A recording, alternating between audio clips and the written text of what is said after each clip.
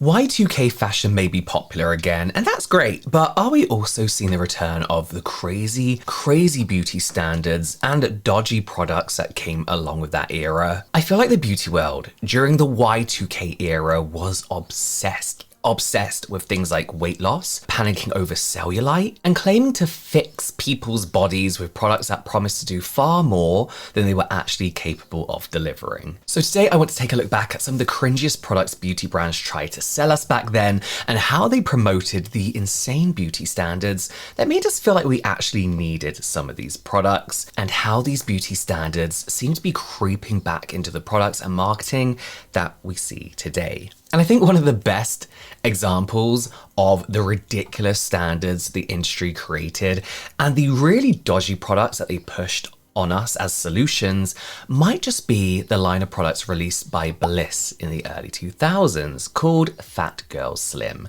I mean, the name kind of says it all, doesn't it? So for those who don't remember it or have never heard of it in the first place, what was FatGirl Slim? Other than one of the most offensive beauty products I think I've ever come across, it was a line of products released by Bliss, which was originally a luxury spa brand in the mid to late 90s, that later expanded into skincare and body care products in the early 2000s. At first, it was a pretty well-respected brand, and their early skincare and body care products like shower gels, soaps, and scrubs were fairly popular amongst the kinds of people who went to luxury spas or luxury hotels. But then came the FatGirl Slim line, which was quite different from what Bliss had done before. The line was very much of its time, being positioned as a slimming or firming range of body care products. The whole line was all about body sculpting, reducing cellulite and smoothing the skin, and it was marketed in a way that was supposed to be somewhat cheeky and provocative. Bliss wanted to be the fun brand,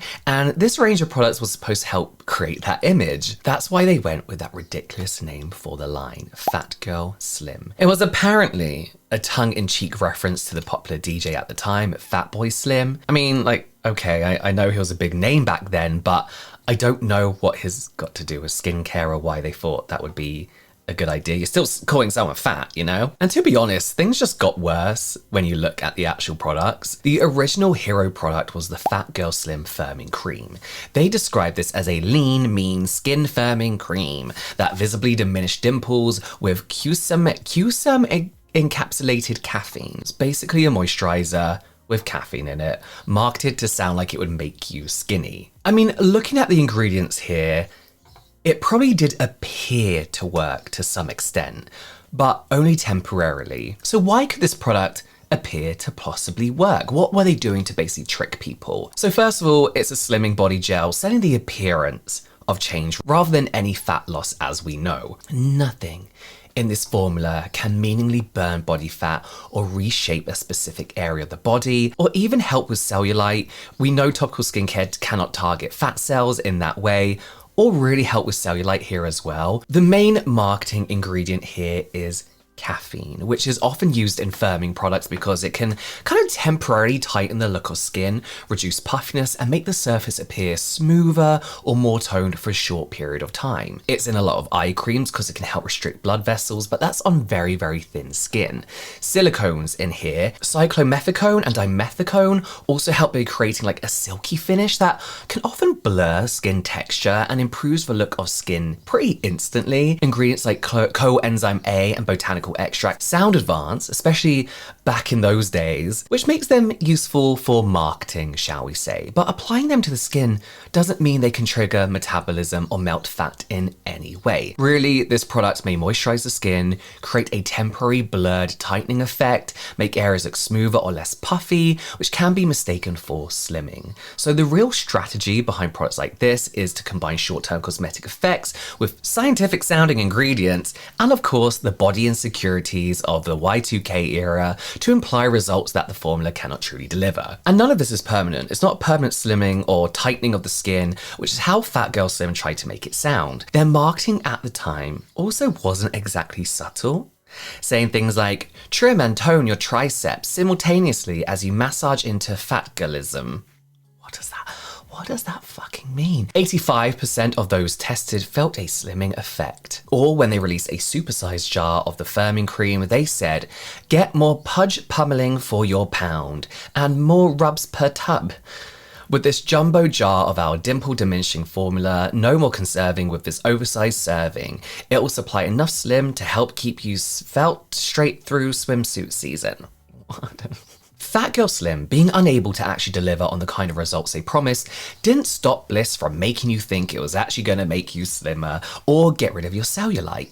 But in reality, it was basically just a magic trick, especially with those ingredients temporarily tightening, so it does look like cellulite is getting a bit smoother, you know? One of the other most controversial products was the FatGirl Slim Lean Machine, which was a vacuum massage device that supposedly destroyed cellulite and gives the legs, buttocks and abs a more contoured look. It was described as a body contouring system that could lift, vacuum, roll and pulsate cellulite away, which is as stupid as it sounds. I mean, judge for yourself. Here's a short clip of the Lean Machine in action. If we're being honest here, which we are, the actual machine literally did next to nothing to reduce cellulite or tone skin, but as you probably noticed, conveniently for the brand, you were supposed to use it in conjunction with a FatGirl Slim firming cream. You were advised to apply a layer of the firming cream first, so that the Lean Machine would glide across the skin without getting caught on your skin or sticking to it. And obviously that worked out very, very nicely for Bliss, because you'd use up your firming cream quicker and have to buy more. And because the firming cream did have a temporary effect of skin tightness, on the appearance of cellulite, as we covered a minute ago, this made it look like the machine might actually be doing something, but it was really just a way to get you to spend $145 on a gadget that you didn't need. And Bliss's obsession with making you thin didn't stop there. They also released a whole bunch of other slimming focused products, including FatGirl Six Pack, which their marketing team said was designed to help you sculpt a six pack, as well as saying, add FatGirl Six Pack to your battering.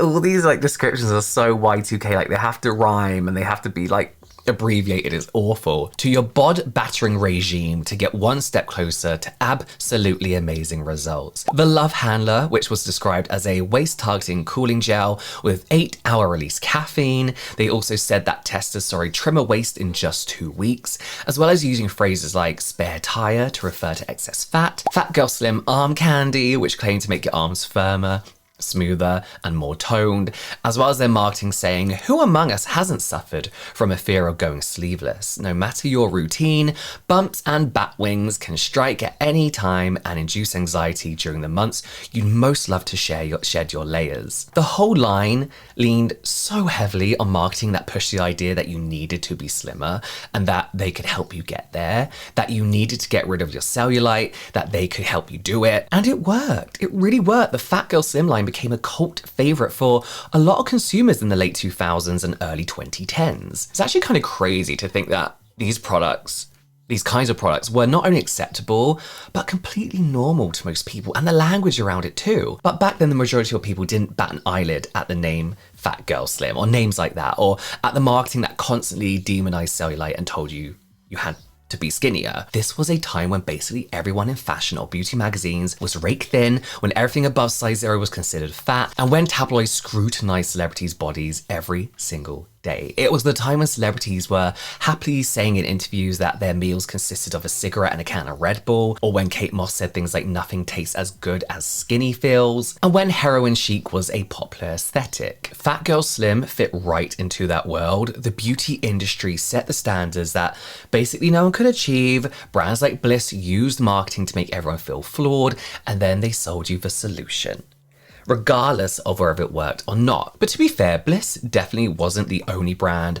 pushing products that would seem outrageous to us today. In fact, some brands were selling even more questionable products, would you believe it? One of the most ridiculous types of products that were popular around the same time as FatGirl Slim was so-called fat melting creams, which were all over the place for a while. These actually claimed to break down fat cells or dissolve fat. They usually contained things like aminophylline, I think it's pronounced, and caffeine.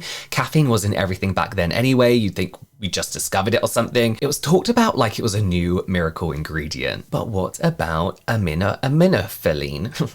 There were loads of products back then with this ingredient in them. It was almost as popular as caffeine. One example was amylene, which was one of the more popular fat dissolving products. Marketing for amylene claimed that the product delivers some of the strongest fat burn ingredients ever discovered, except none of the ingredients in it actually burned fat at all. The website also suggested that you could lose as much as 10 pounds of fat using the product, which is just a lie, a crazy lie. They said, "Are you happy about your body for the most part?"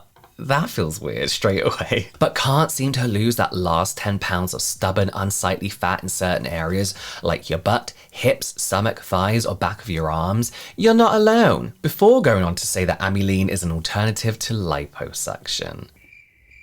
Now, when it comes to skincare, the truth is that aminophyllene isn't the miracle fat burner brands want you to think it is. We know that by now. There is some evidence that like caffeine can cause blood vessels to constrict and dehydrate fat cells, which like I said, can make skin appear a bit firmer. Great under your eyes, but nowhere else. No fat melting, no magically making you super lean. It's not this miracle ingredient, right? Clinical trials have even shown that there is no meaningful difference between aminophyllene creams and a placebo. And although aminophyllene is actually approved by the FDA, it's only as a prescription treatment for asthma, with the FDA saying that if products containing the ingredient did actually reduce fat the way they say they do, they'd be classed as a drug and would need approval, rather than just a cosmetic which doesn't need approval. These kind of products, even more so than FatGirl Slim, really focus on fear-mongering about weight and fat, combined with that scientific sounding language in their marketing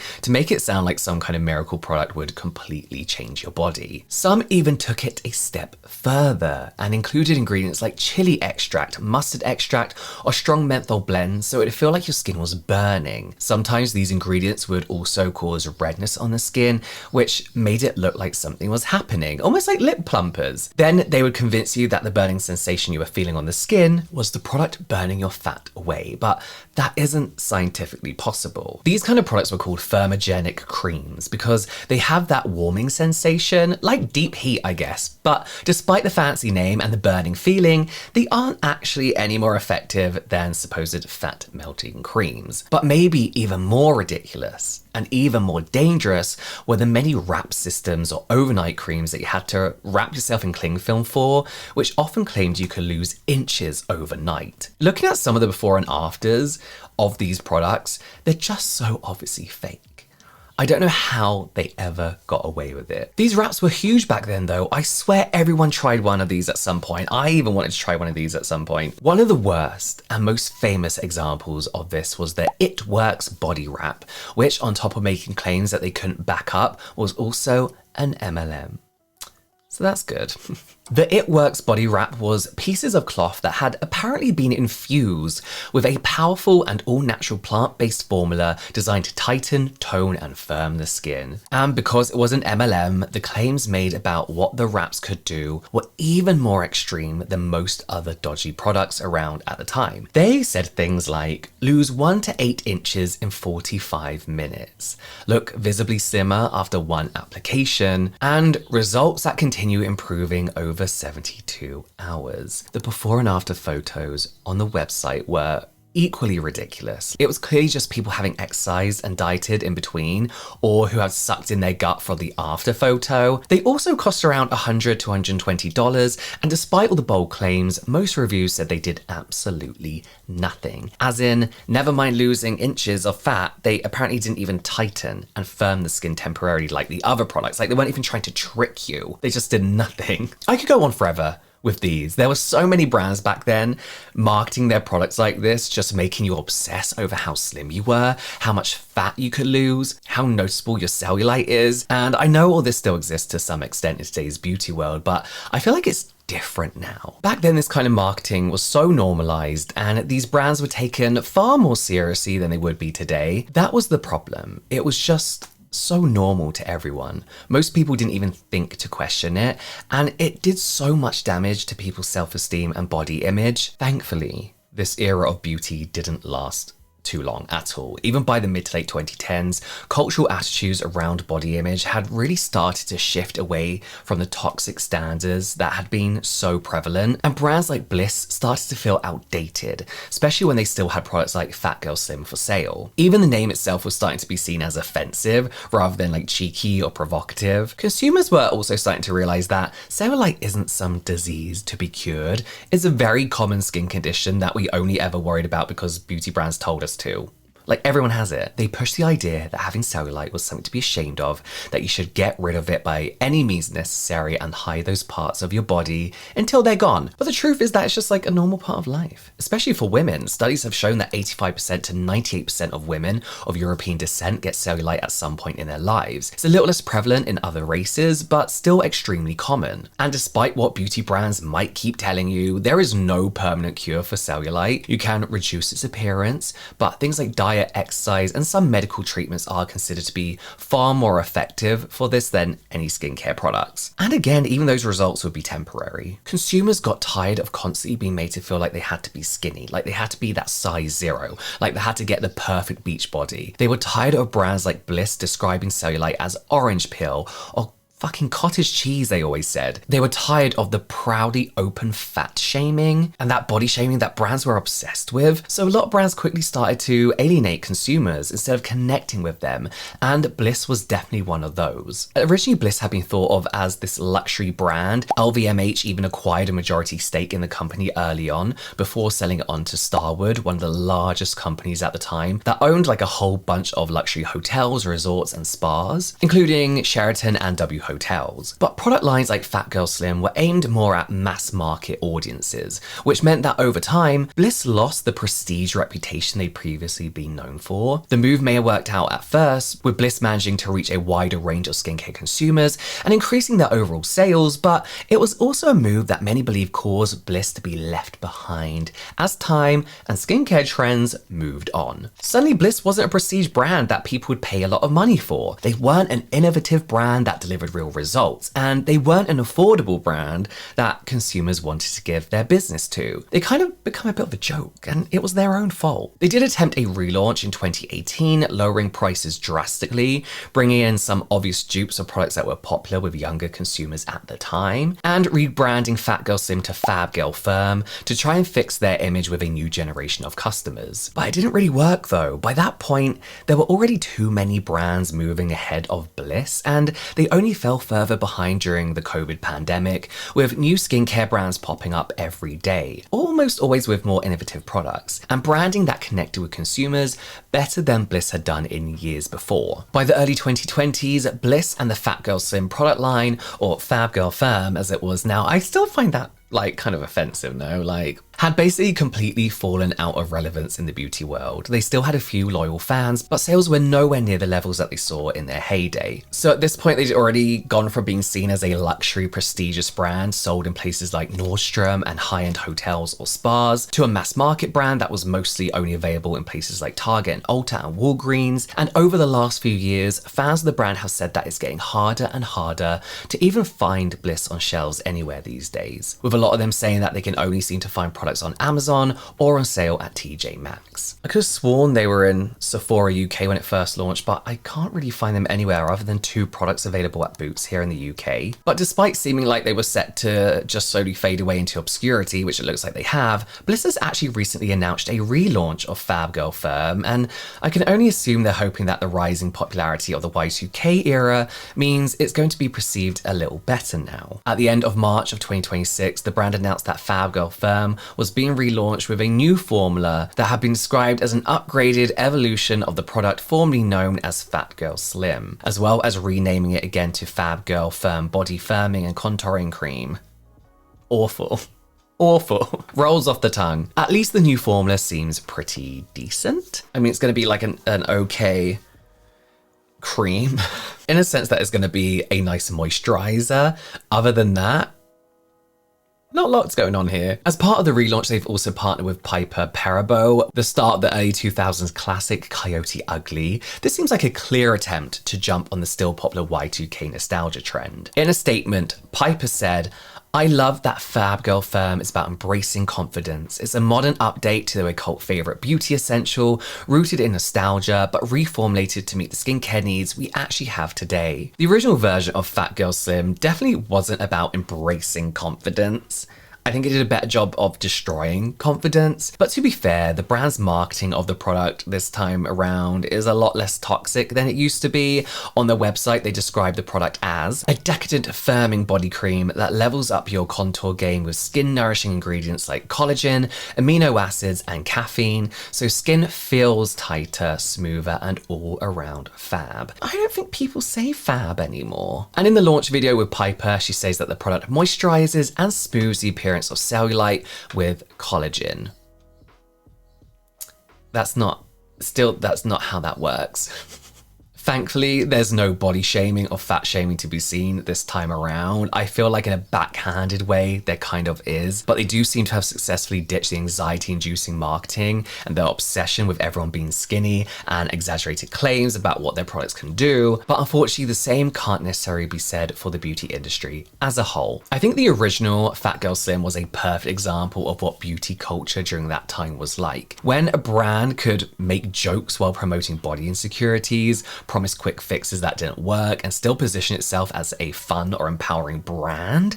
And I kind of worry that we're edging back towards a world where that kind of thing is acceptable again. It definitely feels like some of the beauty culture from that period is starting to creep back into the beauty world. Ozempic probably hasn't helped that, to be honest, but I think things like the revival of Y2K fashion has definitely played a part in it, with things like low-rise jeans, miniskirts, and baby tees becoming popular again. Traditionally, those styles tend to be seen on a very specific body type, skinny. That doesn't have to be the case though, and there are plenty of people who don't fit that body type that still look fucking amazing in that kind of outfit. But it does feel like in brand marketing, that expectation of having to be skinny to pull the look off is starting to come back again. And even just looking at TikToks of people who don't necessarily fit that Y2K look, but are wearing the Y2K fashion, people are fucking nasty. I feel like it can also be seen in the kinds of celebrities that are looked to as fashion or beauty trendsetters nowadays, like Hailey Bieber, Bella Hadid, Zendaya, Kendall Jenner, Lily Rose Depp, even people like Kim Kardashian, who has been famous for her curves for such a long time, has been swapping some of that curviness for a slimmer look. In fact, so many celebrities have been reversing procedures like breast augmentations and BBLs to try and fit into this new skinny trend. Reports also say that searches for terms like heroin chic have risen massively in recent years, to the point that platforms like TikTok have had to restrict it to avoid promoting harmful body ideals. Instagram has done the same things with tags like thinspo, which when searched just redirects you to mental health resources. After around a decade or so of body positivity being so prominent, it's hard to ignore that beauty culture definitely seems to be shifting back towards obsessing over being thin again. And after having been a teenager during an era that obsessed over that kind of thing, I do not want that for another group of young people. Y2K fashion can have a comeback. Great, I'm fine with that. But the insane beauty standards of the time, the marketing tactics that existed solely to create insecurity, and the dodgy products that promised to fix it all, those can stay in the past, please. But anyway, what do you think? Have you noticed these old beauty standards making a return? Or do you think they've just been here the whole time, just quietly pushed under the rug for a bit? Most importantly, what's the most ridiculous beauty product or marketing tactic that you remember from that era? Let me know, and hopefully I'll see you next time.